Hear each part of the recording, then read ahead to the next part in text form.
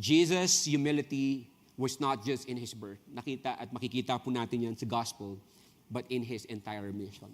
Hindi lang po nang ipinanganak ang baby Jesus, kundi sa buong buhay niya for 33 years here on earth. So ano po ang challenge sa atin? Obey God when it's difficult. Kahit na mahirap, we're gonna celebrate Christmas. Trust that surrender leads to blessing. Lagi pong may... Minsan nagtatanong tayo, bakit walang blessing? Maybe kasi baka hindi ka sumusunod. Bakit walang blessing? Sumusunod naman ako. Maybe because 1/4 lang. Ano sabi ng Bible? Trust in the Lord with all of your heart. Not 1/4. Not 1/3. Pastor, alam mo bakit ganun? Parang wala talaga eh. Maybe because you're not giving your full trust and surrender to God. So Christmas should renew our commitment to walk in obedience and not just in convenience. Worship to you. Say, I am an instrument of exaltation, and I was born to lift your name above all names. You hear the melody of all creation. There's a song of praise that only I can bring. Who else is worthy? Who else is worthy? There is no one, only Jesus. Who else is worthy? Who else is worthy? There is no one, Jesus. You are the infinite God of the ages. Yet you chose to make my heart your dwelling place. You healed my brokenness, showed me your glory. So I have songs of thanks that even angels sing. All together. Who else is worthy? Who else is worthy? There is no one. There is no one. Only Jesus. Who else? Who else is worthy? Who else is worthy? There is no one. Only Jesus. We sing that verse again. Come on. You are the infinite God of the ages. Yet you chose to make my heart your dwelling place. Thank you, Lord. You heal my brokenness, show me your glory. So I have songs of thanks that even angels sing. Who else is worthy? Who else is worthy? There is no one. There is no one. Only Jesus. Who else is worthy? Sing it from your heart, church. Who else is worthy? There is no one. There is no one. Only you, Jesus. Who else is worthy? Who else is worthy? There is no one, only you, Jesus. Who else is worthy? Who else is worthy? There is no one, only you, Jesus. Nothing compares to you. Nothing can compare to you, Lord. It's only you that you can love me. Only you who can love me. Oh, no one compares to you, Lord. No one else who is worthy of our praises. There's no one else who is worthy of our songs of praise. Oh,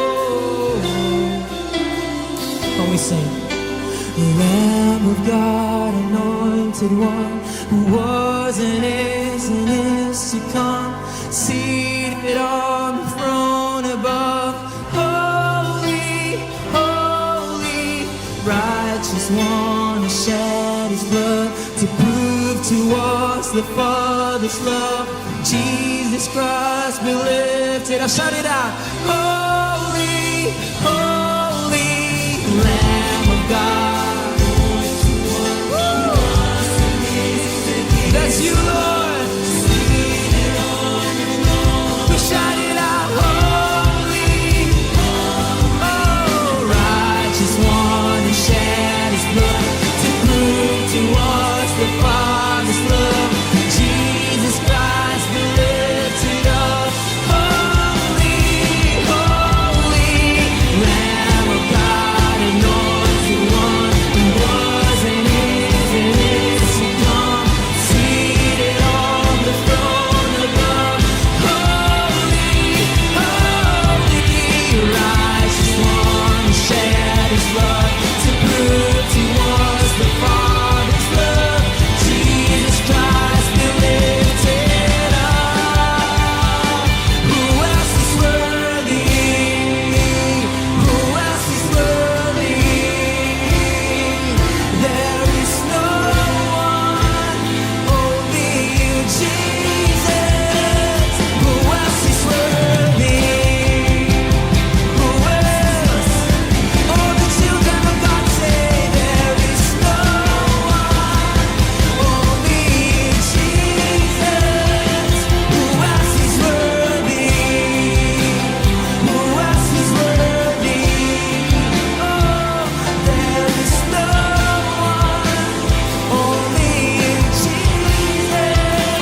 Who else is worthy? Who else is worthy? There is no one,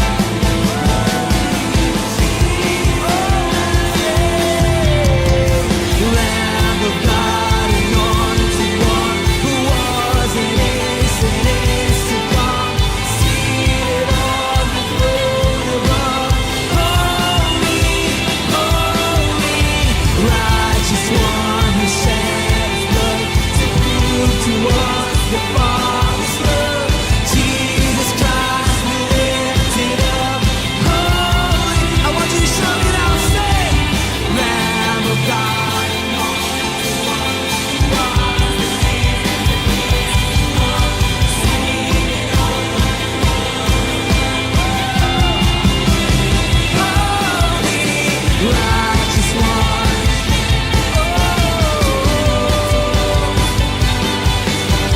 Jesus Christ. We sing, who else is worthy? Who else is worthy? There is.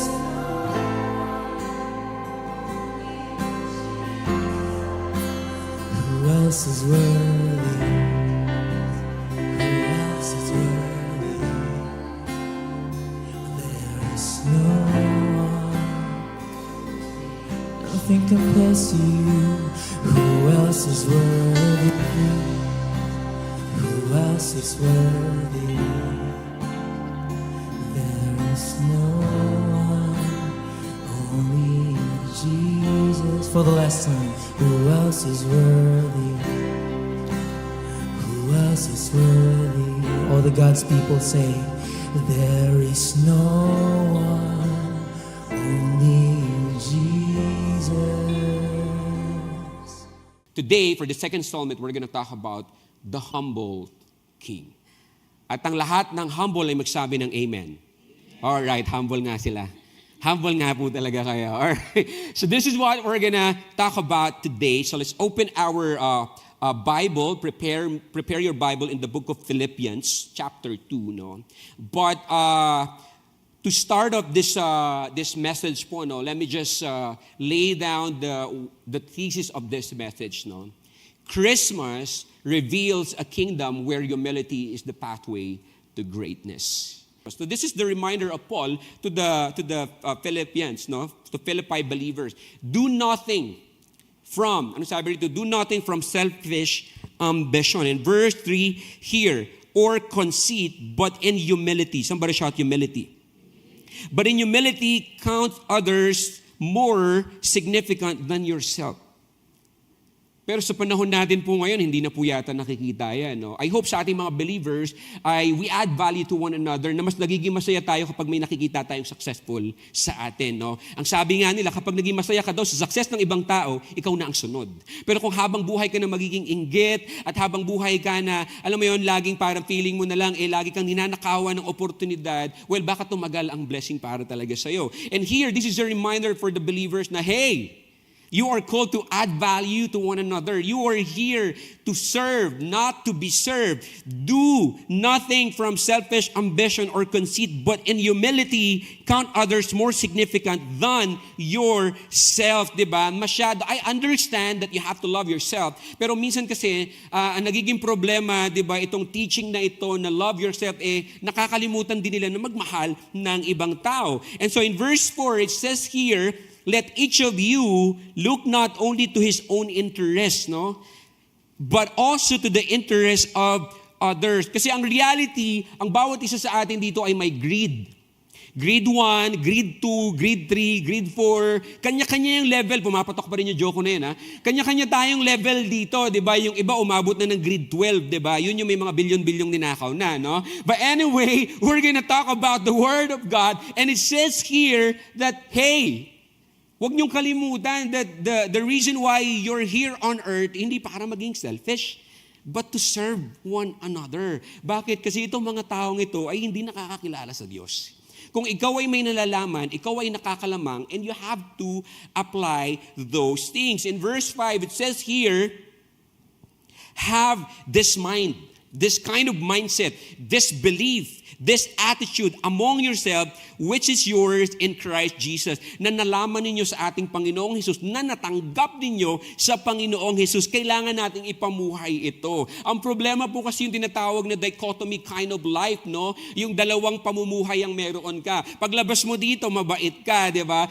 Paglabas mo dito, yung parang nawawala yung bait mo, di ba? Pag nandito ka, parang sobrang bait mo. Kaya yung anak mo, tinitake advantage ka, mami, pahingang 500, di ba? Kasi hindi ka di ba? O sige, praise the Lord, di ba? Praise God ka na, praise God pag nandito in hallelujah. And this is the calling to the believers and even to all of us, no? Yung dichotomy kind of belief in life na paglabas natin dyan, same pa rin tayong tao. Sabi ho rito in verse 6, who, though he was in the form of God, did not count equality with God. Wow, that's a strong word. A thing to be grasped, no? Willing siyang iiwan ng kanyang mga pribilehiyo. Ang sabi nga ng isang kanta, no? The darling of heaven crucified. Imagine this is the Lord, ang may gawa ng buong mundo, ang may gawa sa iyo, ang lahat ng mga bagay na nakikita natin dito sa mundo. Pero ano sabi dito? He was in the form of God, did not count equality with God. A thing to be grasped. Isang bagay na pwede mong pag-isip-isipan at pagmuni-munihan. Bakit? Kasi ang tao kapag nakalasap na yan ng sobra, hindi na ibibigay yan. Right? Kapag nakaramdam na yan ng kapangyarihan na bigyan, lalo na kung hindi okay ang puso, di ba? Grade 12 siya, di ba? Wala na, hindi niya na maibabalik sa iyo yan. But this is God. Imagine that. Iniwan niya ang kalangitan para sa iyo, para sa akin, at para sa ating lahat. Now, I want to continue. In verse 7, it says here, but emptied. Ano sabi dito? But emptied himself. Wow! Emptied himself by taking the form of a servant. And actually in the gospel, diba? That Jesus came here on earth not to be served, but to serve. Na tayo ay paglingkuran. Ang tanong na gusto kong ibato sa atin, sino ka ba para paglingkuran ng Diyos? Sino ba tayo? Makasalanan, disobedient, broken people. Pero binaba niya tayo, sinadya niya po tayo. Subukan niyo na ba yun? Yung along the way, may pupuntahan ka, tumawag yung kaibigan mo, friend, pwede mo ba akong puntahan? Tapos nasa north ka, tapos nasa south siya. Pwede mo ba akong sadyain? Sinadya po tayo dito ng Panginoon. Intentional. That's not accidental. Why? Kasi alam niya na masisira tayo. Alam niya na magiging hindi maganda ang buhay ng mundo kung wala ang presensya at ang biyaya niya. And this is the grace of God. And now here, I want to continue in verse 8. It says here, the last verse, and being found in human form, He humbled Himself by becoming obedient to the point of death, even death on a cross. Nagkatawang lupa siya. Ibig sabihin nun, yung naramdaman mong pain, loneliness, distress, discouragement, ay naramdaman ng Diyos. Ibig sabihin nun, nakaka-relate siya sa lahat ng pinagdaanan mo at pinagdadaanan mo ngayon. 3 bagay na gusto ko pong bigyan ng diin sa atin ngayong umagang ito. Number 1, the King came in unexpected humility. That's unexpected. That's unexpected. Why? Kasi po, nasa Kanya na ang lahat. Tapos, tayo po ay, ano bang pwede nating ibigay sa Panginoon? Wala. Kahit yung salitang mga bagay at papuring na gusto nating ibigay sa Panginoon, kulang pa din yon sa kabutihan ng Panginoon sa atin. Kulang ang lahat. Hindi natin kayang bayaran ang lahat ng ginawa niya. Pero siya ay pumunta ho rito dahil sa kanyang kababaang loob at pagmamahal sa atin. And that was unexpected.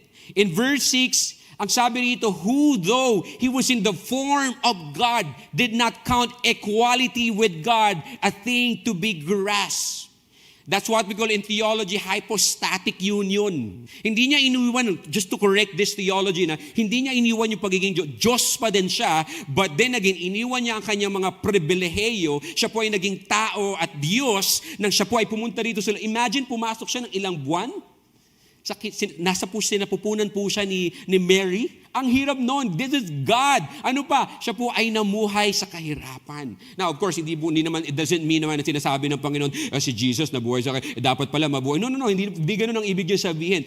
Jesus was trying to give a message here na may pag-asa pa din. I started here, but look what happened in my life. And so, going back here, the King came in unexpected humility. This is my example in Luke chapter 2. We know the story. Ipinanganak po siya sa lugar na hindi kayamanan. Ipinanganak po siya sa pamilya na walang influence. Son of carpenter. Ang sabi ng mga scholar, during that time, si Mary daw, probably mga 13 to 15 or 16. During that time, hindi pwede ngayon yun, ha? Okay, that's the context there, ha? Baka sabihin, sabi ni Pastor, pwede na. No. Okay, kausapin mo ako mamaya, pagpipray kita. Alright, the point here is that ang entrance po niya dito sa mundo ay sobrang humble. Ipinanganak po siya sa sabsaban. If you're actually yung movie na napapanood natin, masyado pa po siyang edited pa. If you're gonna study the original word in the context and the background, ang baho ng kapaligiran. Kung titingnan natin, i-ask natin yung mga medical doctors natin, pwede siyang magkaroon ng infection sa pagpasok niya dito sa mundong ito. At ito po yung gusto niyang sabihin sa atin, that maybe this coming Christmas, na palambutin ang puso natin, na patawarin na natin yung mga taong nagkasala sa atin. Na i-humble ang puso natin kasi lahat naman tayo. Bakit, may tanong ako sa inyo, no? Bakit po, kapag tayo ay nakagawa ng mali sa ibang tao, ang dali nating nakakalimutan. Pero bakit pag tayo nagawa ng mali, ang tagal nating makalimutan? Bakit kaya ganun? Diba? Parang, hindi ko makakalimutan. 1991. Diba? Sa palengke ng Commonwealth. Nag-antay ako ng 3 hours kaya Matilde. At hindi siya dumating. At hanggang ngayon, di ba? Mambihira naman. Hindi mo makalimutan yung ex mo na yon, di ba? May pamilya na hanggang ngayon hindi mo pa rin makalimutan. So, here's the thing. God does His greatest work in ordinary places. The example would be the story of Jesus Christ. Probably the Lord is reminding you this morning, or even those people watching right now on Facebook and YouTube, no, na riniremind ka ng Panginoon na it's not about how you started this life. Minsan kasi ang tinitingnan natin, pinanganak kasi ako sa Caloocan. Pinanganak kasi ako dito sa Bulacan. Pinanganak kasi ako dito kaya hindi magiging successful ang buhay ko. Ito kasi yung pamilya ko eh. Kasi ganito kasi yung kilay ko manipis. Ha? What's the connect? No, I mean, when we talk about the destiny of God, it doesn't matter kung saan ka galing. But here's the thing, God does His greater work in ordinary places. May magandang kwento ang ginagawa ang Panginoon sa buhay mo. Do not underestimate small beginnings. Maybe you're starting your business, di ba? Tapos na somehow nakikita mo yung mga kabatch mo na 5 years pa lang, boom! Right? Mga starter, bakit ganon? Because iba yung path mo, iba yung lane mo, at iba ang plano sa iyo ng Panginoon. Also, God sees the lowly, the overlooked, and the broken. That's one of the messages of Christmas. If you're here, you feel like parang feeling mo, you're not enough. Feeling mo parang hindi ka pinapansin ng ibang mga kamag-anak mo, wala kang kwenta. I want to tell you, it's one of the messages of Christmas. Hindi siya pumunta sa mundong ito para sa mga banal. Pumunta siya sa mundong ito para sa mga makasalanan. At ikaw yon. Christmas reminds us that God meets us in the ordinary moments of life. Ngayong Paskong ito, probably some of you here, parang hindi ka na ganun ka-excited with what is happening, di ba, in the Philippines. In fact, some of you here, gusto mo nang umalis ng bansang ito. Dami ko pong kilala because of corruption, di ba? But I have a good news for you. Kung dito ka tinawag ng Panginoon, pagpapalain ka niya dito. Hindi mo kailangan pumunta ng ibang bansa.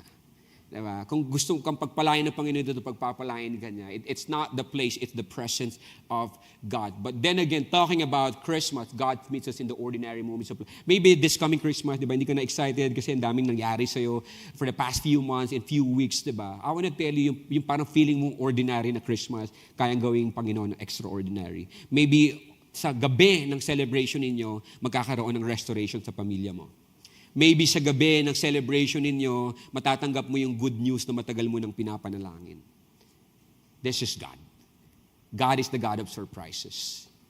Number 2, somebody shout 2. The King embraced a life of service. Somebody shout service. This is the reason why He came, to serve. Grabe, no? Parang, wow. Pag nagtanong ka ng mga, di ba, bakit mo gustong tumakbo? To serve. Kunwari, di ba? To serve. To serve. Di ba? So the King embraced a life of service. It says here in verse 7, but emptied Himself. Wow! Big word. Emptied Himself by taking the form of a servant, being born in the likeness of men. Grabe yun. I mean, if you're gonna exegete these words and study this word, grabe yun. Imagine yung kanyang pribilehiyo na meron sa langit. Diba?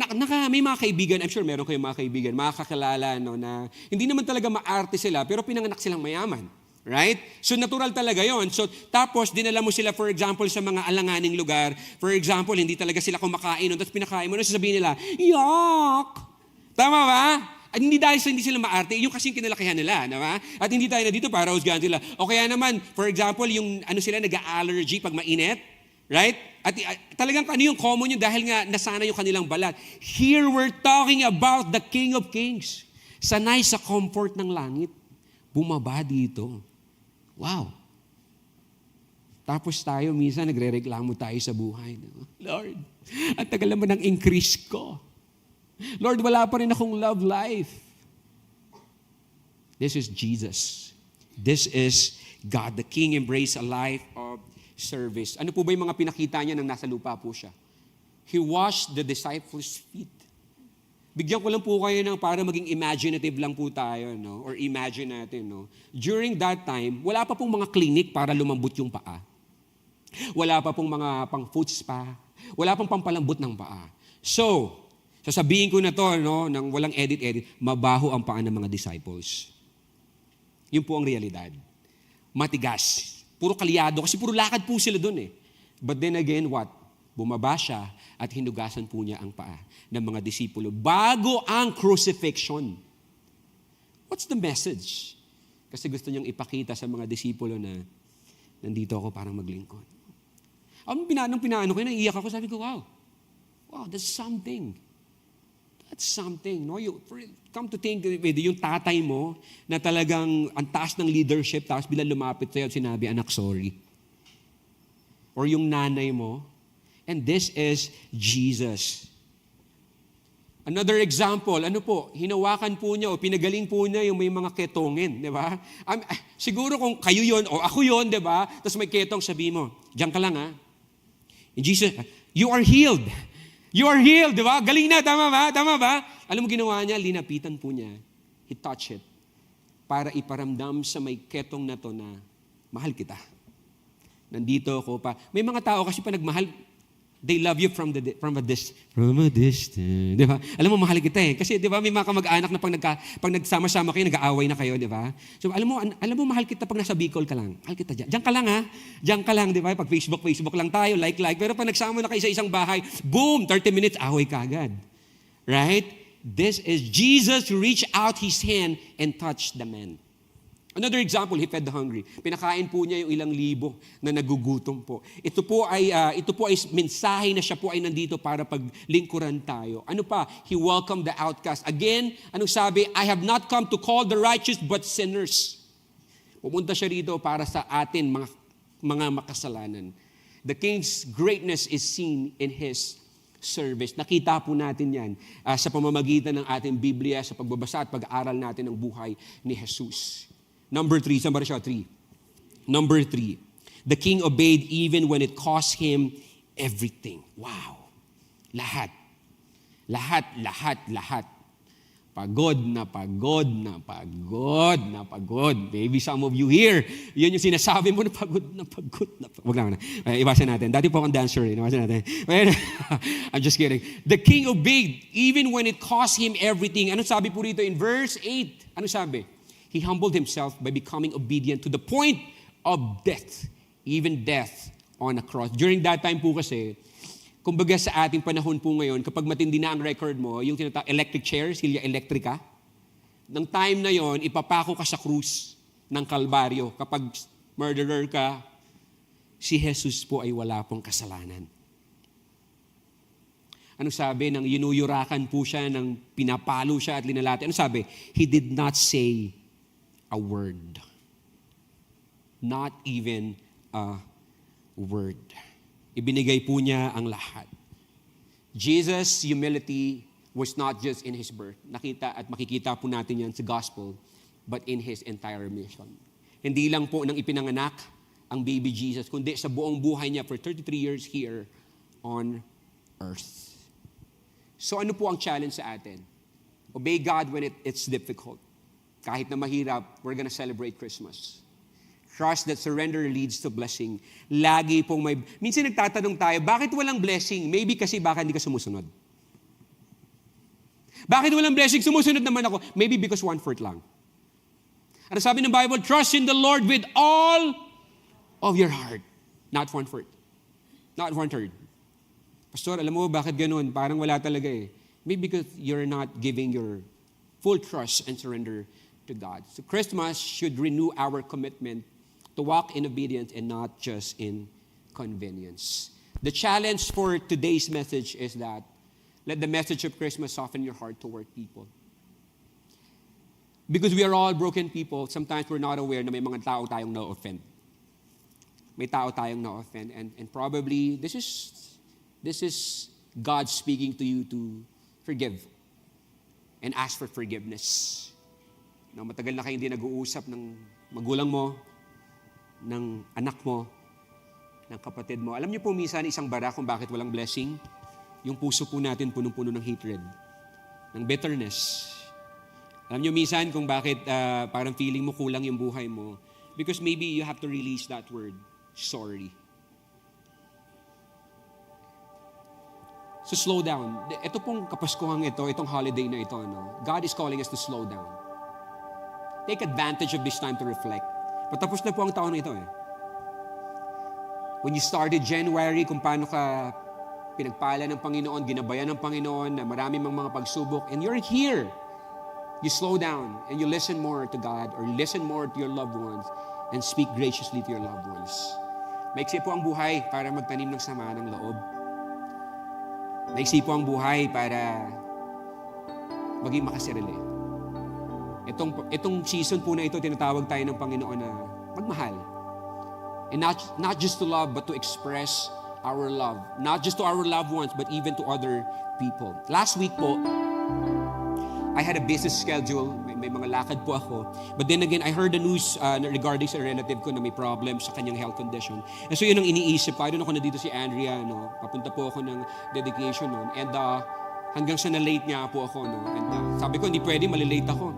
So yung sasakyan ko po, pinark ko po muna dito sa tapat. Book po ako ng angkas. Sabi ko, okay, let's get it on. Minsan lang naman to. And then, nag-angkas po ako. Siyempre, in-interview ko si Kuya, ganyan. Kuya, kamusta? Magkano po kinikita ninyo? Sabi niya, sir, minsan po 500 a day, minsan 600. Siguro malaki na po yung 800, sir. Sabi niya, ganun ba, Kuya? Minsan, alam niyo po, ayoko po nakikipagkwentuhan, nangungusap ng Diyos eh. So, kwentuhan po kami, kwentuhan. Sabi ko, baka hindi si Lord tong nangungusap na to. So, nagkwentuhan lang kami, pumunta po kami doon, papauwi na po kami. Hinatid niyo po ako sa mismong tapat ng kotse. Sabi sa akin ng Lord to bless. Because that's the message of Christmas, to give. Hindi kailangan malaki, pero kung magkano ang ibinigay sa'yo ng Lord, sometimes not money, sometimes smile. Forgiveness. Time. And so, nang time po na yon, sabi ko, this is not the boat, but just to, give show to you the point. Nang binigay ko po yung 1,000 sa kanya, alam niyo po yung saya niya na hindi mabayaran. Nasubukan niyo na ba magpasaya ng tao na parang kayo yung mas naging masaya? Sabi ko, wow, grabe, parang napaano ako eh. Tapos nasa sasakyan ako, hindi ko muna na-start yung kotse. Wow. Paano kung lahat ng tao ay ganun? Paano kung lahat ng Kristiyano ay ganun? No? Meron tayo na nasa mind natin na I'm not a perfect person, but I will do kahit isang bagay na mabuti ngayong araw na to. Kahit isa lang. Live in a way that reflects the character of the King you follow. This Christmas, sana po ipakita natin ito. As we celebrate this Christmas, no? Sa mga magulang na nandyan, may tip po ko sa inyo, ha? Huwag po kayong magluto ng umaga, ng tanghali, ng gabi, tapos ng gabi, gorilla na po kayo. Di ba? Nang naaway na po kayo. Sayang naman yung Pasko. Nasira naman yung Pasko, di ba? Umorder na lang po kayo. Para sa Pasko, masaya kayo lahat. Di ba? Pinapagalitan mo na si Jun. Jun, kanina ka pa, naglaro ng gadget mo dyan, ha? Ikaw, hindi ka tumutulong dito, Jun, ha? Di ba?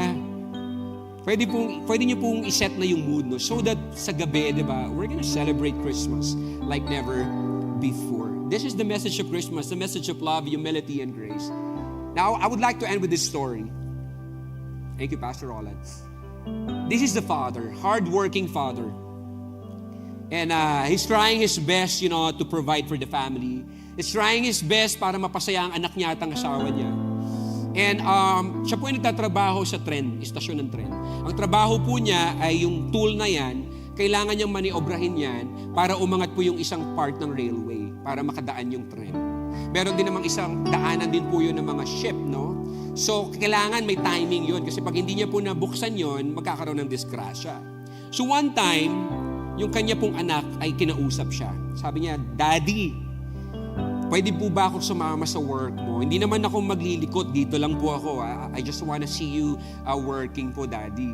Nang una, ayaw pumayag ng tatay. Sabi niya, anak, baka kasi, hindi kita masikaso. Delikado doon. Sabi niya, Daddy, don't worry, dito lang ako. So yung anak, takbo lang ng takbo, nag-o-obey naman. Okay naman siya. Until one time, may sakuna lang na dumating. Nadulas po siya. Pagdulas po niya, bumaba po siya papunta roon po sa mga pagitan ng mga gears. At nakita po siya ng tatay, umiiyak. May dalawang choices ang tatay. Mabuhay ang anak niya, mamatay ang libo-libong mga tao. O mabuhay ang libo-libong tao, pero mamamatay ang anak niya. And the father was crying and crying. And I'm a dad. Habang minimeditate ko po itong story ito, sabi ko, hindi ko kayang iwanan yun. Hindi ko kayang ibigay yun. But because of His love for many, pinili po niyang mabuhay ang mga tao nito. Sa loob po ng tren na yon, may iba-ibang personalidad. Masaya sila. Hindi nila alam na may nagsikripisyong isa para sa kanyang anak. And church, this is the gospel. 2,000 years ago, Jesus came here for us to live. Alam ko po na may mga hinihiling tayo sa Panginoon for this Christmas.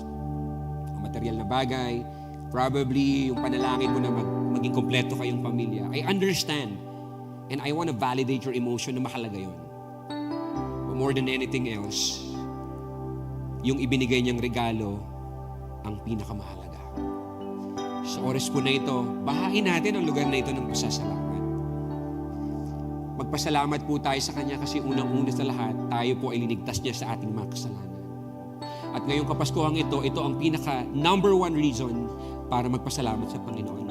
siya ay pumunta rito para paglingkuran tayo, and that's humility. Let's close our eyes and let's pray.